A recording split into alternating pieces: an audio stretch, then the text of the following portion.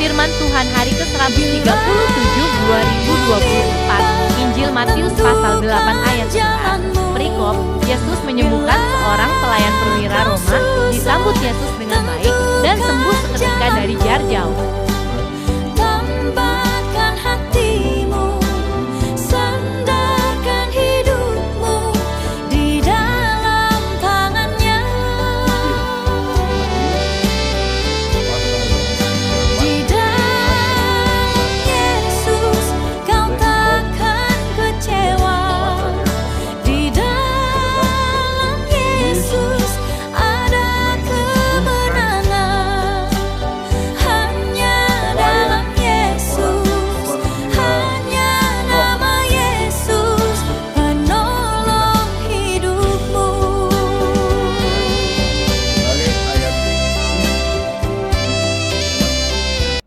Aku berkata kepadamu, banyak orang akan datang dari timur dan barat dan duduk makan bersama dengan Abraham, Ishak, dan Yakub di dalam kerajaan surga. Itulah ayat inti pada pagi hari ini dengan perikop Yesus menyembuhkan pelayan seorang perwira Roma. Kalau kita melihat awal perikop dari pasal yang ke-8 ini adalah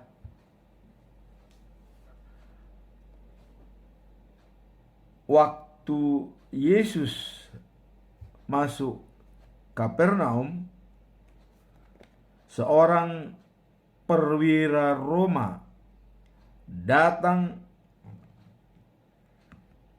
menjumpai dia dan minta tolong. Bagaimana dialog mereka? Mari kita lihat. Perwira Roma mengatakan, "Bapak," kata perwira itu, "pelayan saya sakit di rumah. Ia berbaring lumpuh di tempat tidur dan menderita sekali." Itulah pembicaraan daripada perwira Roma tersebut, ya.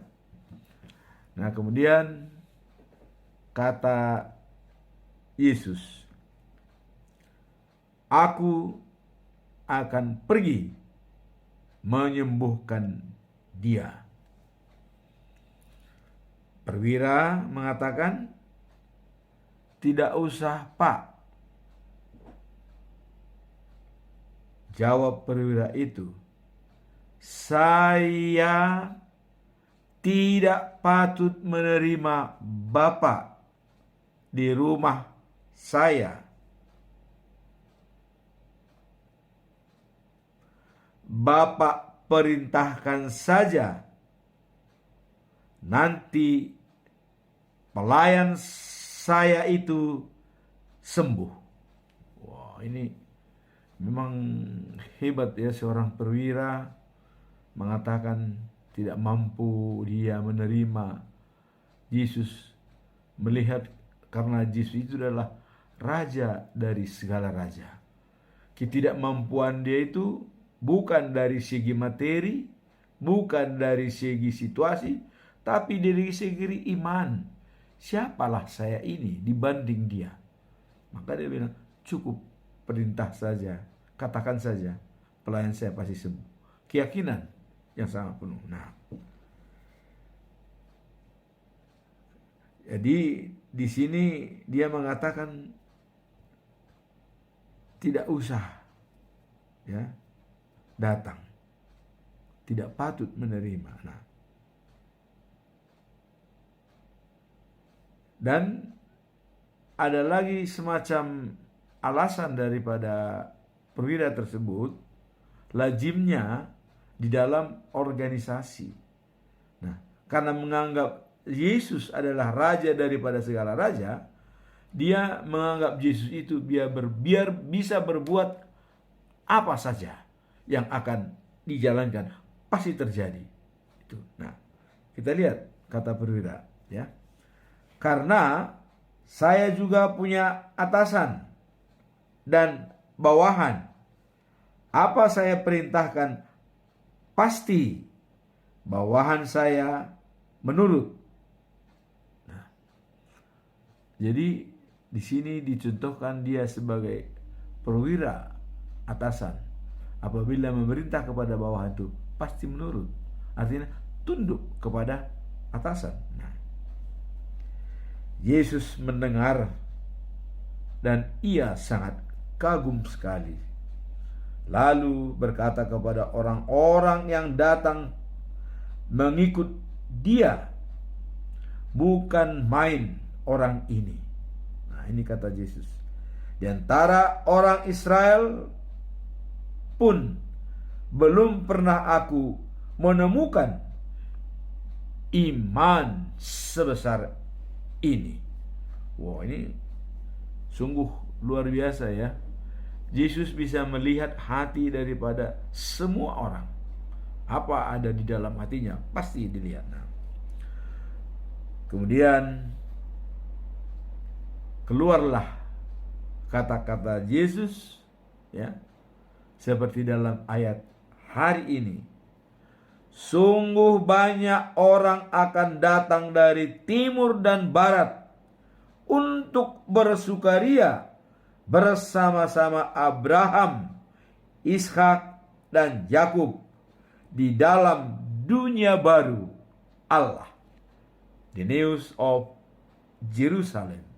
Itulah dunia baru yang diciptakan oleh Allah sendiri, seluas 2.400 km kubik, tinggi, lebar, panjang, dan tebal temboknya 60 meter, terbuat dari mutiara. Jalan rayanya emas murni. Di tengah kota mengalir air bersih, dan pohon tumbuh di pinggir kali tersebut yang sangat rindang dan berbuah setiap bulan. Buahnya bebas kita ambil. Dan di sanalah Allah memerintah, dan anak itu menseleksi semua orang yang akan masuk sana. Nah, disinilah dikatakan Yesus tadi, ya. Sungguh banyak orang akan datang dari timur dan barat untuk bersukaria bersama-sama Abraham, Ishak, dan Yakub di dalam dunia baru Allah. Berarti Abraham, Ishak, dan Yakub sudah dijamin masuk di sana, ya. Nah, kemudian Yesus berkata, padahal katanya, orang-orang yang seharusnya umat Allah, yang seharusnya pewaris kerajaan surga, tetapi apa katanya? Malah akan dibuang ke gelapan di luar daripada bumi yang diciptakan tersebut, ya. Nah, dan di situ mereka akan menangis dan menderita, ya.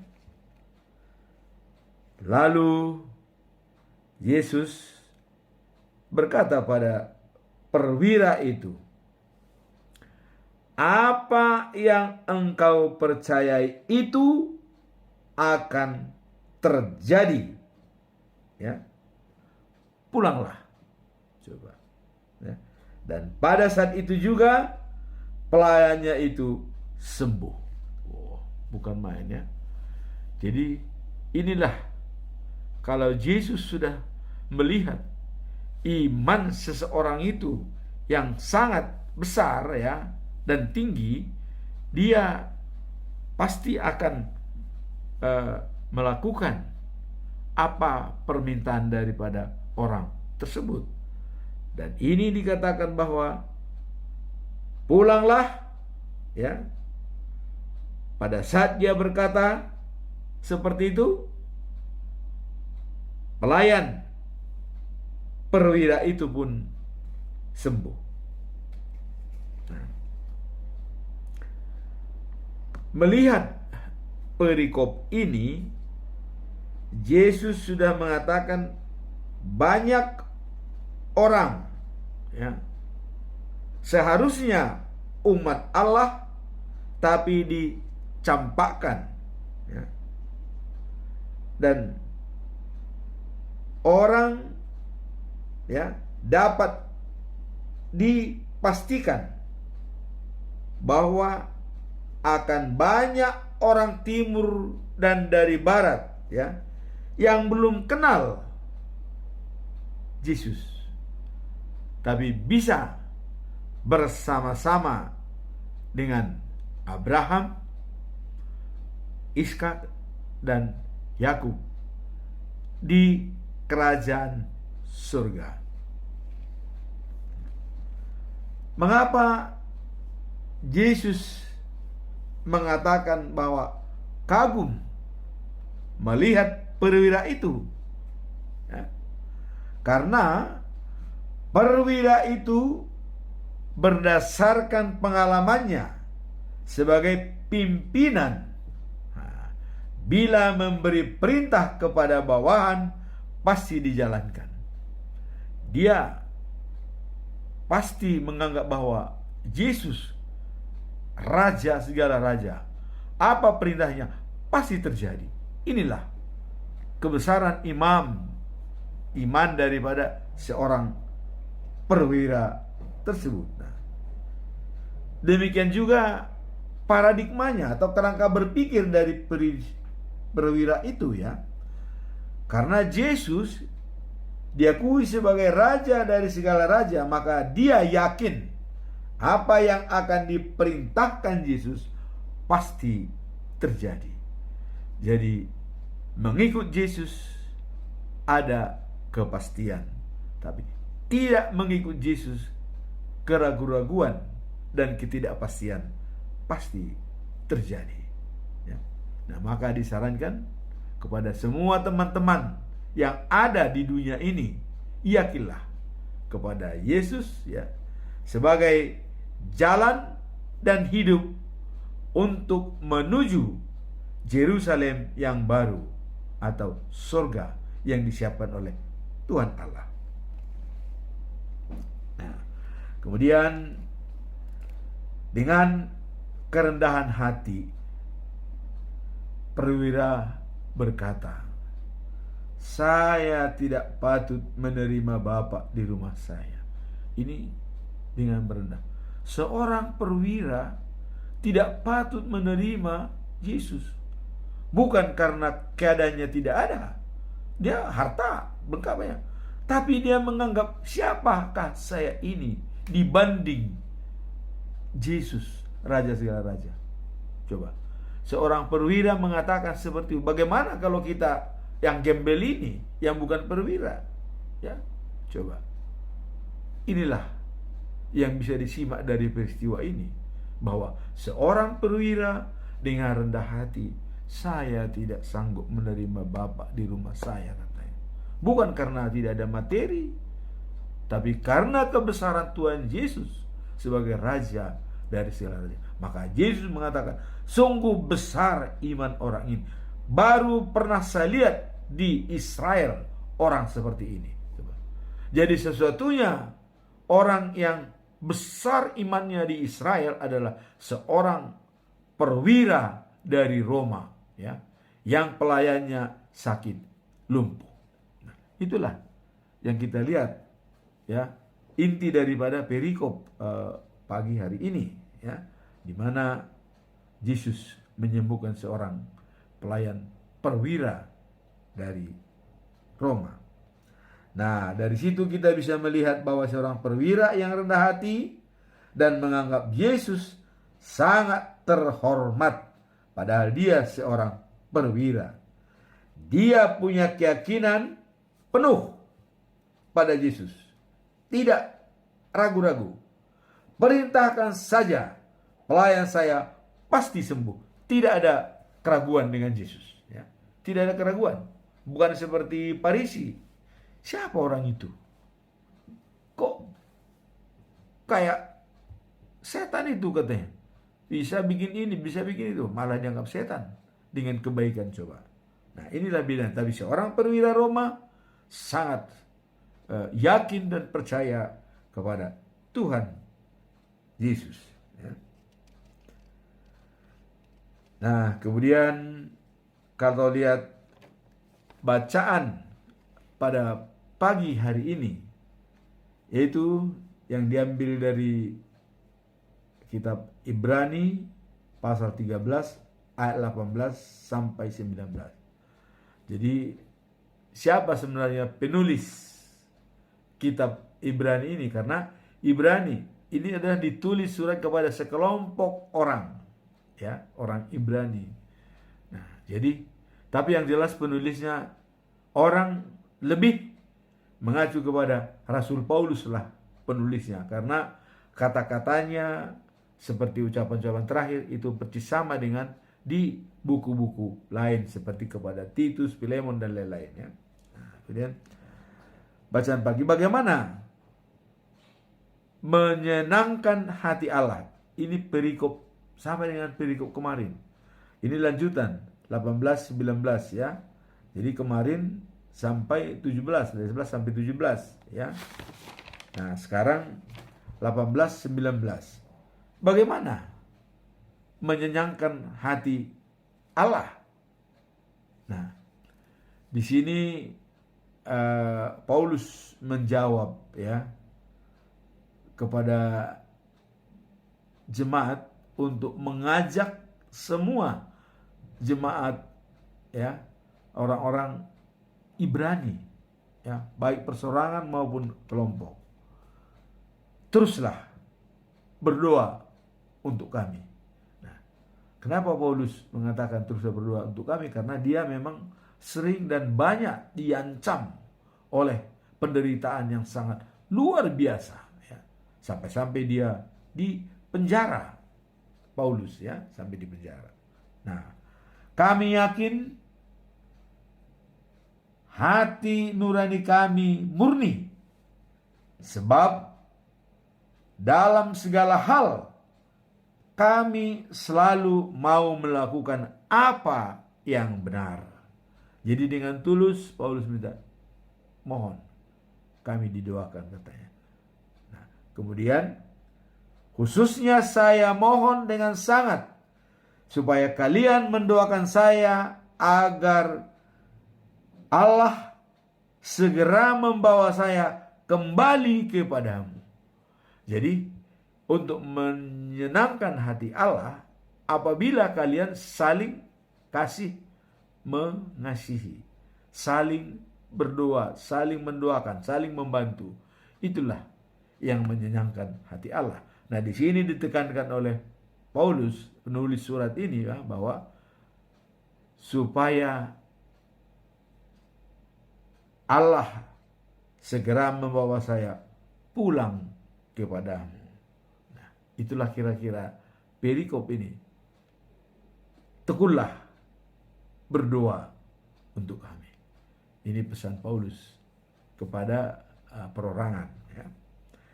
Nah, kemudian kalau bacaan malam itu diambil dari kitab Yesaya pasal 41 ayat 11 sampai 14. Nah, ini juga lanjutan yang kemarin, ya. Allah meyakinkan Israel. Jadi Allah tetap meyakinkan Israel sebagai pilihannya, ya, dan hambanya. Dikatakan bahwa semua orang yang marah kepadamu akan dikalahkan dan tersipu-sipu. Wah, jadi orang yang marah kepada Israel itu akan dikalahkan. dan tersipu-sipu. Nah, apakah termasuk peristiwa Israel pada saat ini?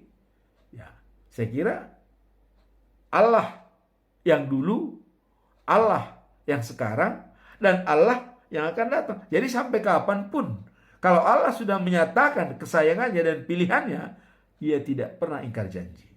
Maka saya minta ya, hati-hatilah orang atau negara yang ingin menghancurkan Israel. Akibatnya fatal. Ya, itu menurut saya. Tapi silahkan kalau menurut negara-negara lain tidak fatal, ya lanjut. Tapi menurut saya fatal apabila menghancurkan Israel. Karena dia adalah umat pilihan Tuhan. Tidak mungkin akan hancurkan. Ini lihat nih kata-kata ini. Semua orang yang marah kepadamu akan dikalahkan dan tersipu-sipu. Nah, orang-orang yang melawan engkau akan binasa dan habis tersapu. Wow. Siapapun yang melawan kamu akan binasa dan habis tersapu. Nah, ini sudah diingatkan. Firman Allah ini bukan berlaku dulu saja, sampai selama-lamanya, sampai akan datang. Jadi, saya mungkin sudah meninggal nanti dalam 20 tahun akan datang juga berlaku kata-kata ini. Karena dalam firman Tuhan, dalam Alkitab. Dulu juga seperti ini, sekarang, dan nanti juga. Jadi, firman Tuhan ini adalah berlaku sepanjang masa. Ya. Jangan ragu kita, ya, mengatakan apa yang sebenarnya dalam firman Allah dalam Alkitab ini. Ya. Nah, kemudian dikatakan lagi, jangan takut, aku akan menolong engkau. Wah, ini kata Tuhan ya. Jangan takut Israel. Nah, biarpun engkau kecil dan lemah, kecil negaramu dan agak lemah, ya. Akulah Tuhan Allah yang menolong engkau, yang Maha Kudus, Allah Israel, Allah penyelamatmu. Allah Israel adalah Allah penyelamatmu. Inilah yang bisa kita simak ya dalam perikop ini. Sebagai kesimpulan kita ya, pada pagi yang indah ini, Yesus melihat hati semua orang ya, dan mengatakan dengan jelas, bila orang-orang ya serius menyukai dan menghormati dia ya, seperti seorang perwira dari Roma yang sakit lumpuh pelayannya. Jadi Yesus melihat hati seseorang. Karena kepercayaan yang penuh pada Yesus, maka pelayannya disembuhkan dari jarak jauh. Ya, dari jarak jauh disembuhkan. Tidak melihat. Walaupun tadi Yesus mengatakan, saya pergi. Tapi karena pernyataan daripada pelayan itu yang sangat polos, yang sangat memang kuat imannya, dia percaya walaupun kau sembuhkan dari sini, pasti sembuh. Ini hebatnya ya. Walaupun dia percaya, padahal dia di Kapernaum ya, yang sakit itu mungkin jauh di tempat lain. Tapi saya percaya, kau katakan saya sembuh. Wah, bukan main ya. Seorang perwira yang sangat yakin kepada Yesus. Nah, kemudian kita tetap diharapkan menyenangkan hati Allah ya, dan Allah akan menolong kita ya, seperti Tuhan menyatakan kepada Israel, jangan takut Israel, biarpun engkau kecil dan lemah, akulah Tuhan Allah yang menolong engkau, yang Maha Kudus, Allah Israel adalah penyelamatmu. Nah, jadi kalau kita lihat dalam Yesaya ya, pasal 48 ayat 17, apa dia? Akulah Tuhan Allahmu yang memberikan terbaik kepadamu dan menuntun engkau di jalan yang akan kamu tempuh. Inilah kata-kata Allah untuk menguatkan kita pada pagi hari ini. Tuhan bersama kita pagi, siang, sore, dan sampai selama-lamanya. Amin. Tuhan memberkati kita.